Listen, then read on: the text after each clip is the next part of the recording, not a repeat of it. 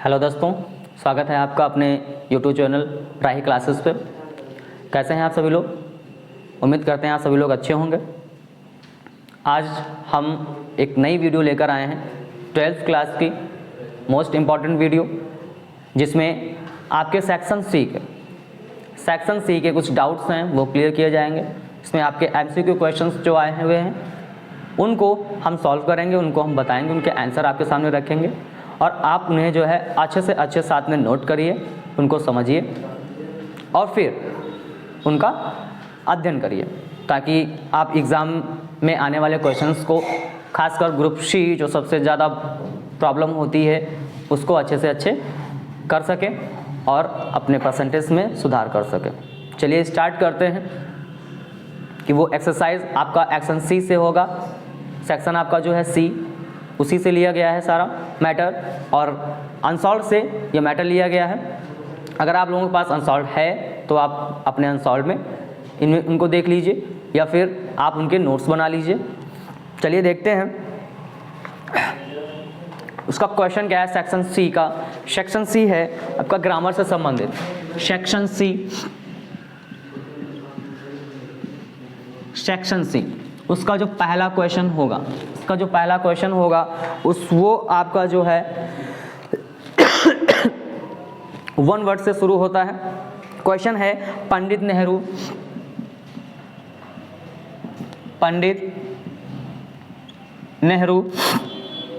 was born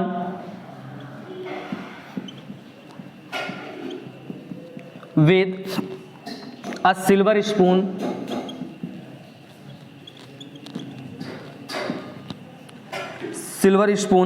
in his mouth.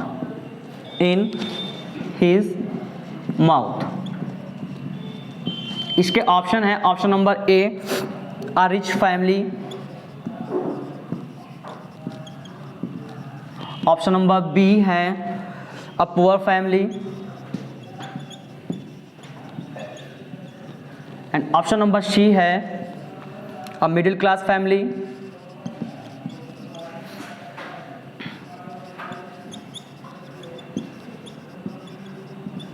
And option number D है a lower class family.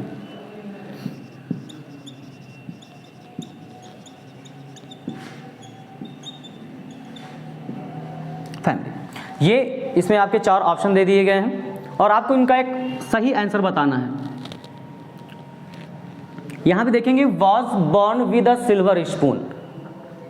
Pandit Nehru was born, Pandit Nehru का जन्म हुआ था, was born with a silver spoon in his mouth. In his mouth मतलब क्या हुआ? मुंह में, ठीक है। और सिल्वर स्पून का मतलब हो जाएगा अमीरी में, सिल्वर स्पून का मतलब हो जाएगा अमीरी। तो इसका जो राइट आंसर होगा वो होगा रिच फैमिली, क्योंकि चांदी का चम्मच सबके पास तो होता नहीं है। सिंपल सी बात है। इसका मीन हुआ कि जो पंडित जी का जन्म हुआ, पंडित नेहरू का जो जन्म हुआ वो एक धनी परिवार में हुआ था। अर्थात इसका मीन हो गया कि धनी परिवार में जन्म लेना, मतलब कि was born with a silver spoon in his mouth. तो इसका राइट आंसर जो हो जाएगा वो हो जाएगा option number A a rich family. इसका होता है अर्थ एक धनी परिवार में। नेक्स्ट क्वेश्चन देखेंगे, one whose wife is dead in an accident. One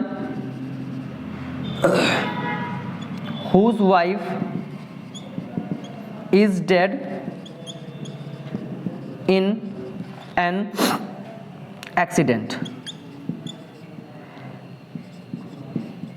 इसके ऑप्शन है, option number A a widower, option number B दूसरा है a widow, option number C है यानी कि तीसरा इंस्पेंस्टर, एंड ऑप्शन नंबर 4 है अ विंडो। ठीक है, तो इस फर्स्ट ऑप्शन का मतलब है अ विडोवर, मतलब इसका होता है विदुर, और इसका मतलब होता है विडो, विधवा। ठीक, और इसका मतलब होता है, इंस्पेक्टर का मतलब होता है काटने वाली, और इसका मतलब तो जानते ही है, विंडो दिया हुआ है, खिड़की हो गया। खिड़की, तो ये तो बिल्कुल नहीं हो सकता। ठीक, क्वेश्चन को देखेंगे, one whose wife is dead in an accident, जिसकी पत्नी किसी दुर्घटना में मर जाए, अर्थात जिसकी पत्नी की मृत्यु हो जाए, किसमें, किसी दुर्घटना में, किसी दुर्घटना में किसी भी व्यक्ति की जब पत्नी का देहांत हो जाता है तो उसको क्या बोलते हैं, हम विदुर बोलते हैं। तो आपका आंसर नंबर ए सही हो जाएगा, ऑप्शन नंबर पहला इसका करेक्ट आंसर होगा। नेक्स्ट क्वेश्चन की ओर बढ़ेंगे, देखेंगे बी क्वेश्चन है। दरअसल ये जो फर्स्ट क्वेश्चन है आपका क्वेश्चन नंबर ए, और ये जो आपका दिया हुआ है ये अथवा में दिया होता है। ये क्वेश्चन अथवा में दिया होगा, आपको या तो ये करना है या तो फिर ये करना है, दो में से आपको एक क्वेश्चन करना है एग्जाम में जब पूछा जाएगा। लेकिन अनसॉल्व के तहत मैं आपको इन दोनों क्वेश्चंस का आंसर दे रहा हूं, ताकि बाय चांस अगर ये आ गया तो आप इसको कर लोगे, अगर ये आ गया तो आप इसको भी कर लोगे। नेक्स्ट क्वेश्चन देखें, question number B, by leaps and bounds, by leaps and bounds, इसके ऑप्शन है, ऑप्शन नंबर एक है rapidly, option number 2 slowly, option number 3 है ग्रेजुअली, ऑप्शन नंबर 4 है डिमली। ये इसके 4 ऑप्शन दे दिए गए। इसका मीन्स देखिए ये क्या है, ये आपका इडियम्स है, इडियम्स एंड फ्रेज। हमने आपको एक वीडियो में इडियम्स के बारे में पढ़ाया था, इडियम एंड फ्रेजेस के बारे में। बाय लीप्स एंड बाउंड्स का मीन्स होता है, बाय लीप्स एंड बाउंड्स का मतलब होता है 2 दूनी रात चौगनी, 2 दूनी रात चौगनी बढ़ना, 2 दूनी रात चौगनी बढ़ना। ठीक, तो इसका लीप्स एंड बाउंड्स 2 दूनी रात चौगनी बढ़ना, अर्थात तीव्रता से जल्दी से। तो यहां भी देखेंगे इसका जो आंसर होगा किस में होगा, किस ऑप्शन में होगा भाई, रैपिडली का मतलब होता है जल्दी से या तीव्र, बहुत ही फास्ट, उन्नति करना, दिन दोनी रात चौगनी विकास करना, कहते ना। तो ये तीव्र इसका अर्थात रैपिडली, बाकी कुछ देखने की आवश्यकता ही नहीं है, स्लोली धीरे से नहीं, गलत है। ये आपका फर्स्ट ऑप्शन इस क्लियर है, पहला ऑप्शन आपका क्लियर है, अर्थात इसमें जो इसका आंसर होगा इसका वो होगा रैपिडली। तो ये आपके हुए, आप इनका स्क्रीनशॉट ले लीजिए, हम आगे बढ़ते हैं। इसी का है bone of contention.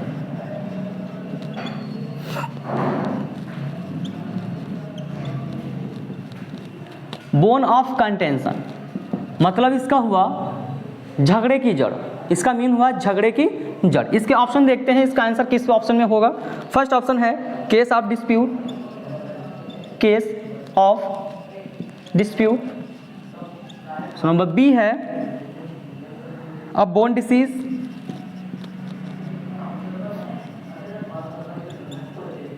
Bone disease. Third है फ्रेंडली एंड फोर्थ है डी इनिमिटी। अब बोन ऑफ कंटेंशन का मतलब होता है झगड़े की जड़, झगड़े की जड़।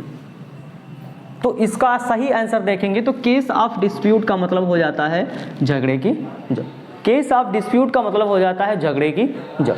इसका राइट आंसर होगा case of dispute, case of dispute. Next question देखेंगे, सी है प्रोमिनेंट। इसका बताना है आपको शेनोनिम, इसका बताना है शेनोनिम। इसके ऑप्शन है पहला फेमस, दूसरा नोटोरियस, न्यूटोरियस, तीसरा cruel and fourth compassionate. Compassionate देखेंगे प्रोमिनेंट का मीन क्या होता है, पहले देख लेंगे। प्रोमिनेंट का मीन होता है प्रसिद्ध, प्रोमिनेंट का मीन होता है प्रसिद्ध। या फिर प्रमुख भी बोलते हैं, प्रमुख। अगर इसको सिनोनिम की बात करें तो फेमस मीन्स क्या होता है? प्रसिद्ध। फेमस मीन्स क्या होता है? प्रसिद्ध होता है। न्यूटोरियस का मतलब होता है कुख्यात, कुख्यात। और क्रूअल का मतलब तो निर्दयी होता ही है, निर्दयी। और इसका मतलब होता है दयावान, दयावान। तो अब इनके सामने आपका मीन रख दिया गया है। अब आसानी से आप इसका आंसर निकाल सकते हैं कि जो आपका प्रोमिनेंट होगा, इसको जो सिनोनिम होगा, इसको जो सिनोनिम होगा, इसका जो पर्यायवाची होगा वो क्या होगा? प्रसिद्ध होगा। अर्थात इसका पहला ऑप्शन सही है, अर्थात इसका पहला ऑप्शन आपको सही है आपके लिए। और जो सेकंड ऑप्शन दिया है नोटोरियस, इसका मतलब कुख्यात होता है, ठीक। प्रसिद्ध यानी कि प्रमुख, प्रसिद्ध का ये अपोजिट चला जाएगा।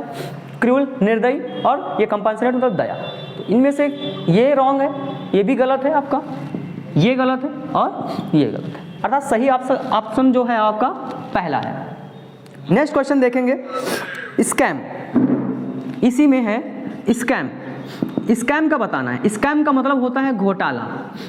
स्कैम का मतलब होता है घोटाला या गड़बड़ी। इसका भी आपको सिनोनिम बताना है और इसके ऑप्शन हैं, फर्स्ट ऑप्शन है स्कैंडल, सेकंड है चॉस, थर्ड है ब्राइब एंड फोर्थ है डार्क। स्कैंडल का मीन्स होता है कलंक। क्या मतलब होता है? कलंक, ठीक है, या हम अपवाद भी कह सकते हैं। और जो चॉस होता है, इसका मतलब होता है गड़बड़ी करना, गड़बड़ी करना, ठीक। इसको बोलते हैं क्योस। तो क्योस का मतलब हो गया गड़बड़ी करना। और ब्राइब का मतलब होता है रिश्वत, ब्राइब का मतलब होता है रिश्वत। और डार्क का मतलब तो आप जानते ही हैं, डार्क का मतलब तो आप जानते हैं। तो यहाँ पे कौन सा इसका आंसर होगा? घोटाला। घोटाला मतलब गड़बड़ी करना। तो इसका जो सिनोनिम हो जाएगा, इसको पर्यायवाची होगा, वो कौन सा होगा? आंसर नंबर, ऑप्शन नंबर दूसरा। अर्थात जो दूसरा इसका ऑप्शन है वो इसका राइट आंसर हो जाएगा। जल्दी से इसका भी स्क्रीनशॉट ले लीजिए। हम आगे बढ़ते हैं अपनी अगली क्वेश्चन की तरफ। नेक्स्ट क्वेश्चन है आपके सामने डी। क्वेश्चन नंबर डी है, question number D, God help those who help themselves।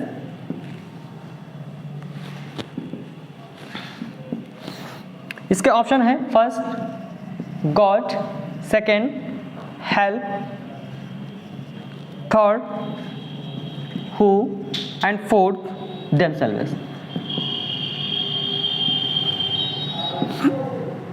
इस सेंटेंस में करना क्या है? Which word in this sentence is an error. इसमें आपको एरर बतानी है कि कहाँ पे इसमें गलती हुई है।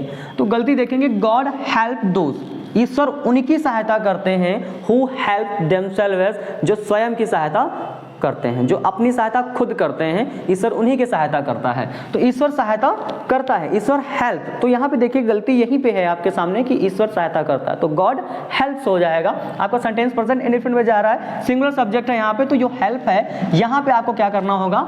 हेल्प्स करना होगा, तभी आपका सेंटेंस करेक्ट हो जाएगा। अर्थात यहाँ पे जो एरर है वो ऑप्शन नंबर बी में आपको दिख रहा है हेल्प। यहाँ पे हेल्प नहीं होना चाहिए था, यहाँ पे होना चाहिए हेल्प्स। तो God helps those who help themselves. God, ईश्वर उनकी सहायता करते हैं जो अपनी सहायता खुद करते हैं। नेक्स्ट क्वेश्चन देखेंगे, ई वाले में चलते हैं। Question number E, the antonym बताना है आपको। द एंटोनिम बताना है, किस वर्ड का बताना है एंटोनिम? प्रॉस्पर्टी। क्वेश्चन है प्रॉस्पर्टी। इस प्रॉस्पर्टी का मीन होता है समृद्धि, समृद्धि। इस प्रॉस्पर्टी का मतलब होता है समृद्धि, ठीक है, ये इसका मीन हो गया समृद्धि। अब इसके जो ऑप्शन है वो देख लेंगे। ऑप्शन नंबर एक पहला है एडवर्सिटी, ऑप्शन नंबर दो happiness, option number C wealthy and option number D richness. चार ऑप्शन आपके सामने रखे हुए हैं। आप देखेंगे इनका मीन्स क्या होगा? एडवर्सिटी। एडवर्सिटी का मतलब होता है आपदा, ठीक है, आपदा या दुर्भाग्य। और हैप्पीनेस का मतलब क्या होता है? प्रसन्नता, खुशहाली, प्रसन्नता या खुशहाली। वेल्थी का मतलब होता है धन धान्य से परिपूर्ण, हष्ट पुष्ट, कहते हैं ना, वेल्थी का मतलब होता है धन धान्य से पूर्ण। रिचनेस का मतलब होता है अमीर। तो ये देखिए तीनों के तीनों word, happiness, wealthy and richness, ये प्रॉस्पर्टी के सिनोनिम में आ जाएंगे। समृद्धि का मतलब क्या होता है? जो हर तरीके से समृद्ध होता है उसको कहते हैं समृद्ध व्यक्ति। तो समृद्ध व्यक्ति के पास खुशहाली भी होती है, वेल्थी उसके पास धन धान्य भी होता है, और रिचनेस उसके पास अमीरी भी होती है। तो ये तीनों आपके जो आंसर होंगे, ये तीनों जो ऑप्शन है वो गलत, अर्थात ये आंसर इसके नहीं है। ऑप्शन आपका इसका जो है आंसर वो है जो ऑप्शन नंबर ए, एडवर्सिटी। मतलब क्या होता है? आपदा या दुर्भाग्य। ये इसका एंटोनिम हो जाएगा, इसका विलोम शब्द हो जाएगा, विपरीत शब्द हो जाएगा। नेक्स्ट देखेंगे इसी का एक और वर्ड है डिबैकल। डिबैकल डिबैकल का मीन्स होता है पतन। ठीक, इसके ऑप्शन जो है वो है नंबर 1 प्रोग्रेस, ऑप्शन नंबर 2 है डाउनफॉल, ऑप्शन नंबर 3 है शॉर्टेज, एंड ऑप्शन नंबर 4 है डिमोशन। ये 4 ऑप्शन इसके दिए गए हैं। पहला जो ऑप्शन है प्रोग्रेस, इसका मतलब होता है विकास, उन्नति, और डाउनफॉल का मतलब होता है पतन, शॉर्टेज का मतलब होता है कमी, और डिमोशन का मतलब होता है पद से हटाना, पद से हटाना। तो आंसर आपको मिल गया होगा, चारों के मीन बताते ही आपको इसका आंसर मिल गया होगा। भाई देखिए डिबैकल का मतलब होता है पतन। अगर इसका हम एंटोनिम देखें, इसका हम विलोम शब्द देखें अगर तो कौन सा होगा? इसका विपरीत शब्द होगा पतन का मतलब विकास। यहाँ पे जो पतन दिया हुआ है इसका जो एंटोनिम होगा, जिसका जो विलोम शब्द होगा वो हो जाएगा विकास। इसका नेक्स्ट जो ऑप्शन है वो दिया हुआ है डाउनफॉल, इसका मतलब भी पतन होता है, शॉर्टेज मतलब कमी होता है, डिमोशन मीन्स क्या होता है? पद से हटाना, अर्थात कमी हो रही है तीनों ऑप्शन में। देखिए तो तीनों ऑप्शन जो है इस डिबैकल के सिनोनिम हो जाएंगे, कहीं ना कहीं ये उनके समानार्थी अर्थात उनके जो है पर्यायवाची शब्द हैं जो एक जैसा अर्थ दे रहे हैं कहीं ना कहीं। तो यही एक ऑप्शन आपका इसका विपरीत है, उल्टा है, विलोम है, तो आपका आंसर हो जाएगा प्रोग्रेस। आपका क्वेश्चन है वो है सेक्शन सी में पहला question, option question number A है one who is unable to pay, one who is unable to pay one's debt।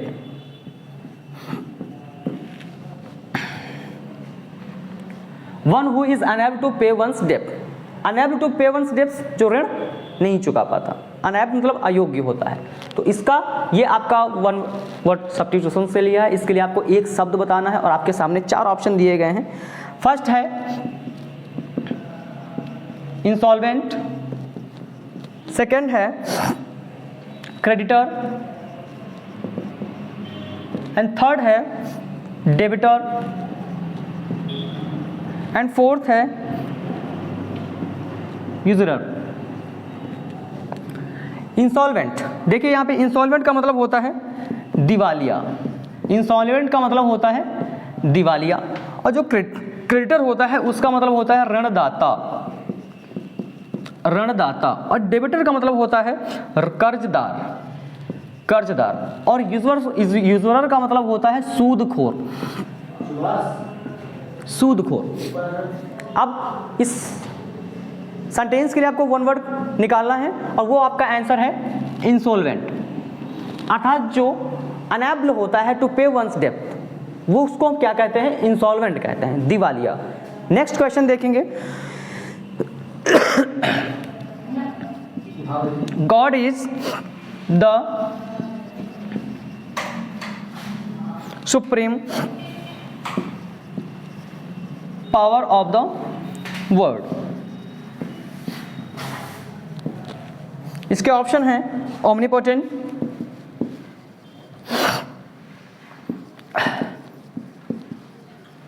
Second option है ओमनिशिएंट, और थर्ड ऑप्शन है इसका ओमनीप्रेजेंट, ओमनीप्रेजेंट। फोर्थ ऑप्शन है प्रोमिनेंट, प्रोमिनेंट। देखेंगे इनका हम अर्थ देखेंगे। ओमनीपोटेंट का मतलब होता है सर्वशक्तिशाली, सर्वशक्तिशाली। ओमनीसिएंट का मतलब होता है, ओमनीसिएंट का मतलब होता है सर्वज्ञ। ओमनीप्रेजेंट का मतलब होता है सर्वव्यापी। और जो प्रोमिनेंट होता है इसका मतलब होता है प्रमुख। अब इसका वन वर्ड बताना है, अर्थात जिसके पास संसार की संपूर्ण शक्ति होती है, जिसके पास संसार की संपूर्ण शक्ति है, उसको क्या कहेंगे हम? सर्वशक्तिशाली कहेंगे। तो देखेंगे सर्वशक्तिशाली किसका मीन है। ऑप्शन नंबर ए का है, तो ये हो जाएगा इस सेंटेंस का वन वर्ड। तो करेक्ट आंसर आपका है ओमनीपोटेंट, अर्थात सर्वशक्तिशाली। नेक्स्ट क्वेश्चन की ओर बढ़ते हैं।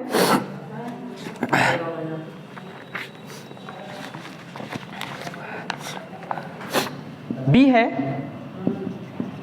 Hush money. इसका मतलब हुआ आपका गुप्त धन। इसका मतलब क्या हो जाएगा? गुप्त धन, जो छिपा के रखा जाता हो, जो किसी उद्देश्य के लिए छिपा के रखा जाता हो, उसे हम कहते हैं हश मनी, अर्थात गुप्त धन। इसके ऑप्शन है आपके, पहला ऑप्शन है रैंसम, रैंसम। सेकंड है वाइट मनी। थर्ड है money from extra sources. And fourth इसका ऑप्शन है ओल्ड मनी, ओल्ड मनी। देखिए इस रैंसम का मतलब होता है फिरौती, ठीक, और इस ओल्ड मनी का होता है मतलब पुराना धन, अर्थात जो बहुत समय पहले धन बचा के रखा गया है, छुपा के रखा गया है, जो हमारे आगे आने वाले विपरीत समय में, आपके मुसीबतों के समय में काम आए, उसके लिए जो धन शेष बचा कर रखा जाता है उसको कहते हैं हश मनी, अर्थात ओल्ड मनी। तो इसका जो आंसर हो जाएगा वो आंसर हो जाएगा answer number 4, old money. Next देखेंगे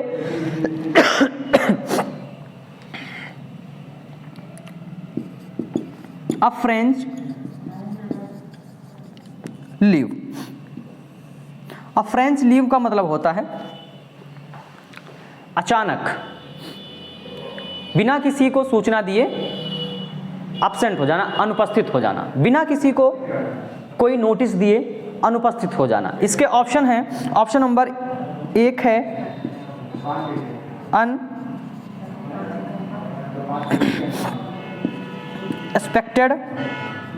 लीव। सेकेंड है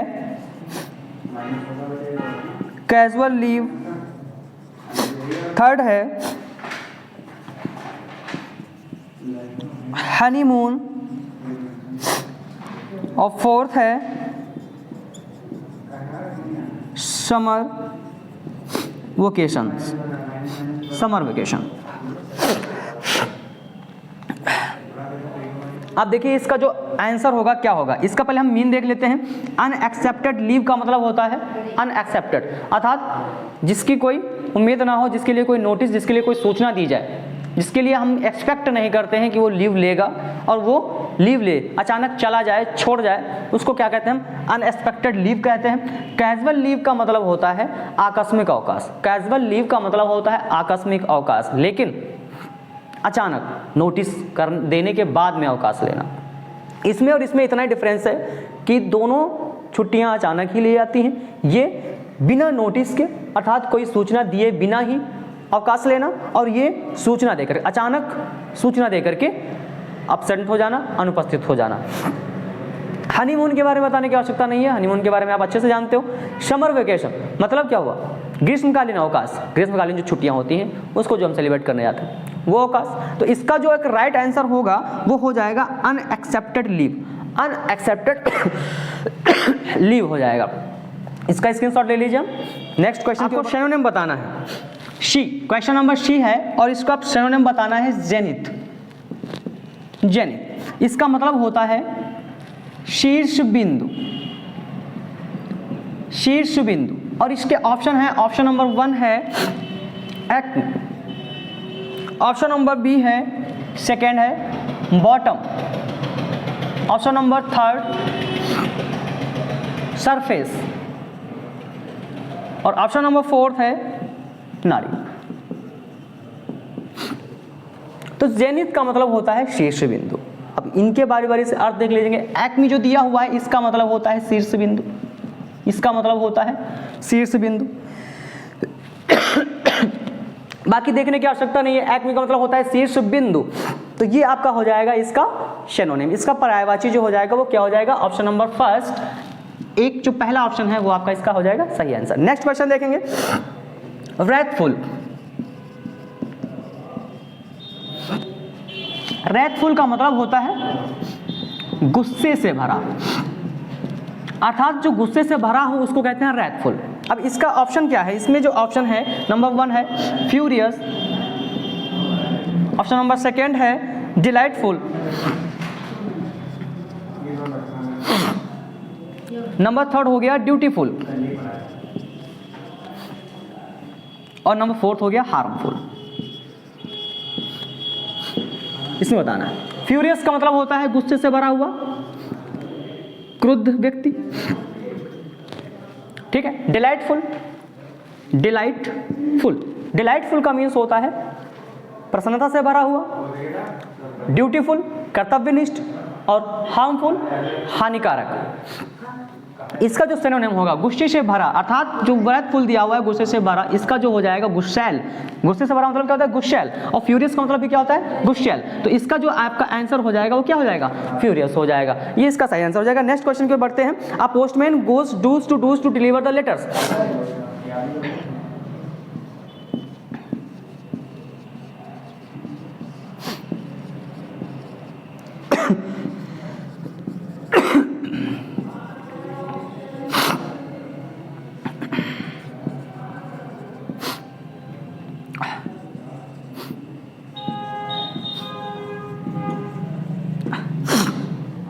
अ postman goes doors to deliver the letters. अब यहाँ पे देखिए, इसमें बताना है, इसमें एरर को फाइंड करना है, इसमें बताना है कि गलती कहाँ पे हुई है।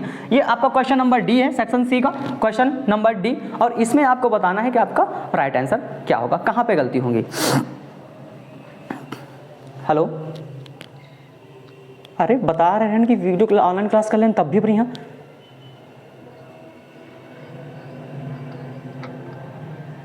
ठीक,